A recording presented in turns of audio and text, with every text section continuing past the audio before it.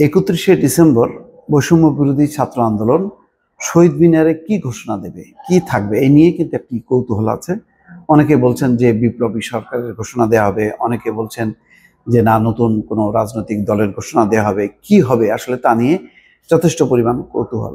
বিভিন্ন গণমাধ্যম এই নিয়ে রিপোর্টও করছে, কিন্তু সঠিক কি ঘোষণা দেওয়া হবে সেটা কিন্তু পরিষ্কার না। হয়তো যারা আয়োজক সংগঠক তারা বিষয়টি এখনো প্রকাশ্যে আনেননি, একটা কৌতূহল রেখে দিয়েছে। এখানে বলা হচ্ছে চ্যানেল 24 যে 31শে ডিসেম্বর ঘোষণাপত্র দেবে বৈষম্য বিরোধী ছাত্র আন্দোলন, আওয়ামী লীগকে অপ্রাসঙ্গিক ঘোষণা করা হবে। এটা মানে অপ্রাসঙ্গিক ঘোষণা আর কি আছে? এটা তো এমনিতেই রাজনৈতিক বাস্তবতায় যে আওয়ামী লীগ এখন মাঠে নেই, তাদের শীর্ষ নেতারা গণহত্যা, অর্থ পাচার, দুর্নীতির দায়ে অভিযুক্ত, তাদের বিচারের কাজ চলছে। তো অপ্রাসঙ্গিক তো এমনিতেই হয়ে গেছে যে তারা রাজনীতির ময়দানে নেই। তো যাক, খবরটা এভাবে আসছে যে 31শে ডিসেম্বর জুলাই বিপ্লবের ঘোষণাপত্র দেবে বৈষম্য বিরোধী ছাত্র আন্দোলন ও জাতীয় নাগরিক কমিটি। রোববার রাজধানীর বাংলা মোটর কেন্দ্রীয় কার্যালয়ে অনুষ্ঠিত সংবাদ সম্মেলনে এই ঘোষণা দেন সংগঠনটির আহ্বায়ক হাসনাত আব্দুল্লাহ এবং জাতীয় নাগরিক কমিটির মুখ্য সমন্বয়ক সার্জিস আলম। এই সময় হাসনাত আব্দুল্লাহ বলেন, আগামী 31শে ডিসেম্বর নাৎসি বাহিনীর সংগঠন হিসেবে আওয়ামী লীগকে অপ্রাসঙ্গিক ঘোষণা এবং মুজিববাদী 72-এর সংবিধানকে কবর দেওয়া হবে। সার্জিস আলম বলেন, আগামী 31শে ডিসেম্বর বেলা 3টায় কেন্দ্রীয় শহীদ মিনারে অনুষ্ঠান করে এই ঘোষণাপত্র দেবেন তারা। এর আগে সন্ধ্যার পর বৈষম্য বিরোধী ছাত্র আন্দোলন ও জাতীয় নাগরিক কমিটির ভেরিফাইড ফেসবুক পেজে পরপর একই ধরনের দুটি পোস্ট দেওয়া হয়। প্রথম পোস্টে লেখা হয় 31শে ডিসেম্বর 2024 বিপ্লবীরা প্রস্তুত তো। পরের পোস্টে ইংরেজিতে লেখা হয় প্রোক্লেমেশন অব জুলাই রেভলিউশন। কাছাকাছি সময় ফেসবুকে নিজের ভেরিফাইড অ্যাকাউন্টে পরপর দুটি ইংরেজিতে দুটি পোস্ট দেন অন্তর্বর্তী সরকারের উপদেষ্টা আসিফ মাহমুদ।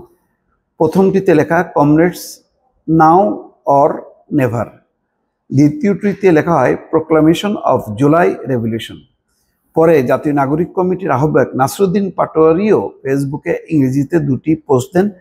প্রথমটিতে তিনি লেখেন all eyes on Shaheed Minar 31শে ডিসেম্বর, সময় বিকাল 3টা।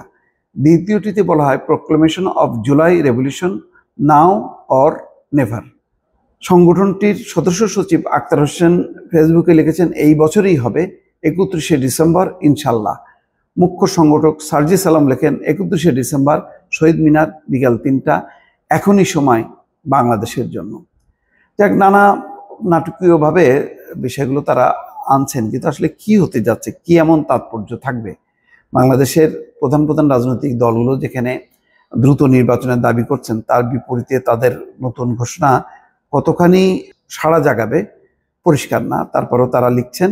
হাসনাত আব্দুল্লাহ ভেরিফাইড ফেসবুক তার অ্যাকাউন্টে লিখেছেন, প্রথমে তিনি লেখেন কমরেডস 31শে ডিসেম্বর নাও অর নেভার। দ্বিতীয় পোস্টে লেখা হয় প্রোক্লেমেশন অফ জুলাই রেভলিউশন, 31শে ডিসেম্বর শহীদ মিনার বিকাল 3টা। সংগঠনটির সদস্য সচিব আরিফ সোহেল লেখেন, জুলাই হাজির হবে ইতিহাসে অমলিন হতে 31শে ডিসেম্বর 2024। সম্ভবত কিছু একটা আছে, কিছু একটা নতুন কিছু আছে বলেই বেশ সবাই নাটকীয়ভাবে পোস্ট দিচ্ছেন। কিন্তু নাটকীয়তা কি? নাটকীয়তা রাজনৈতিক অঙ্গনে কি সাড়া ফেলবে? মানুষ সাড়া দেবে কিনা? রাজনৈতিক দলগুলো গ্রহণ করবে কিনা? রাজনৈতিক দলগুলোর মধ্যে যে সন্দেহ বাড়ছে যে নতুন একটি রাজনৈতিক দল হচ্ছে বিএনপিকে মাইনাস করার জন্য, আসলে কি সেটা, নাকি একটি মুক্ত নির্বাচনের জন্য সব কিছু আয়োজন? সবকিছুই কিন্তু ধোঁয়াশা আছে। 31শে ডিসেম্বর হয়তো বৈষম্য বিরোধী ছাত্র আন্দোলন এবং জাতীয় নাগরিক কমিটি যখন তাদের বিষয়টি পরিষ্কার করবে, তখন হয়তো বোঝা যাবে যে এর রাজনৈতিক তাৎপর্য কি। দর্শক ভালো থাকবেন, আল্লাহ হাফেজ।